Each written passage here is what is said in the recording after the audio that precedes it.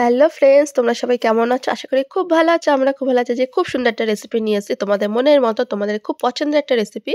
সেটা হচ্ছে চিকেন বিরিয়ানি। ঠিক আছে, চলো বন্ধু, আমার জলটা গরম হয়ে গেছে।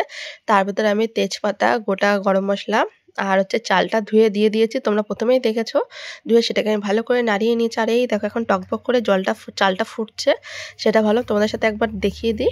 আর ওপরে আমি সামান্য একটু ঘি দিয়ে দিয়েছি, তাহলে ভাতটা বেশ ঝরঝরে হবে, সুন্দর হবে। ঠিক আছে, চলো বন্ধুরা, এই দেখো ভাতের জলটা এখন কমে গেছে। আর এইদিকে আমি কড়াইতে তেল দিয়ে লাল লাল করে আলুগুলো ভেজে নিয়েছি। আর তোমরা দেখতেই পাচ্ছ, এই দেখো ভাতে আমি হচ্ছে মাঠটা ঝরিয়ে নিয়েছি, ঝরিয়ে একটা ছাঁকনিতে একটা রেখে দিয়েছি। তো ভালো করে এখন মশলাটাকে কষিয়ে নিচ্ছি। মশলার কালারটাও খুব সুন্দর এসছে। আর এইখানে ভেজে রাখা আলুগুলো ও চিকেনগুলো এখন আমি মশলাতে দিয়ে দেবো। মশলাটা খুব সুন্দর করে টকবক করে ফুটছে। ঠিক আছে বন্ধু, তোমরা প্লিজ কমেন্টে জানিয়ে তোমরা কে কে বিরিয়ানি খেতে ভালোবাসো। আর যে যে বিরিয়ানি খেতে ভালোবাসে সবাই চলে এসো আমাদের বাড়িতে। এই দেখো সুন্দর করে আমি এখন মশলাটাকে কষাচ্ছি। মশলাটাকে যে দেখলাম যে মশলা দিয়ে তেল ছেড়ে দিয়েছে, ভালো ভালো করে ভাজা হয়ে গেছে। তো এই দেখো এখন আমি চিকেন আর আলুটা এর ভেতরে দিয়ে দিয়েছি। দিয়ে ভালো করে চিকেনটাকে এখন কষাবো। কষিয়ে তারপর তোমাদের দেখাচ্ছি চিকেনের কালারটা কতটা সুন্দর এসছে।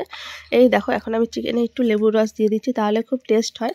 আর চিকেনটা মোটামুটি, এই দেখো চিকেন থেকে তেল ছেড়ে দিয়েছে। এখন আমি কাশ্মীরি লঙ্কা গুঁড়ো দিয়ে দিচ্ছি। মোটামুটি আমার চিকেনটা রেডি হয়ে গেছে। এবার চলো এখন বিরিয়ানিতে আমি চিকেনে কী কী দেবো পুরোটাই তোমাদের সাথে শেয়ার করব।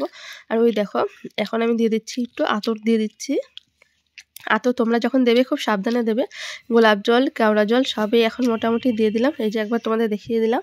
ঠিক আছে, চলো বন্ধুরা, এখন গরম জল দিয়ে দিয়েছি। দিয়ে এটাকে এখন টকবক করে ভালো করে ফুটবে। তারপরে দিয়ে দিচ্ছি সামান্য বিরিয়ানি মশলা।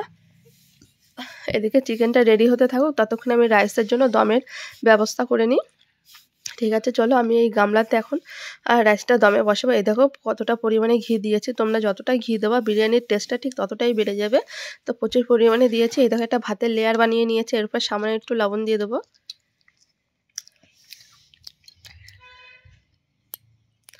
সামান্য লবণ দিয়ে দিয়েছি। আর এই দেখো চিকেন কষাটা আমার মোটামুটি এখানে রেডি হয়ে গেছে।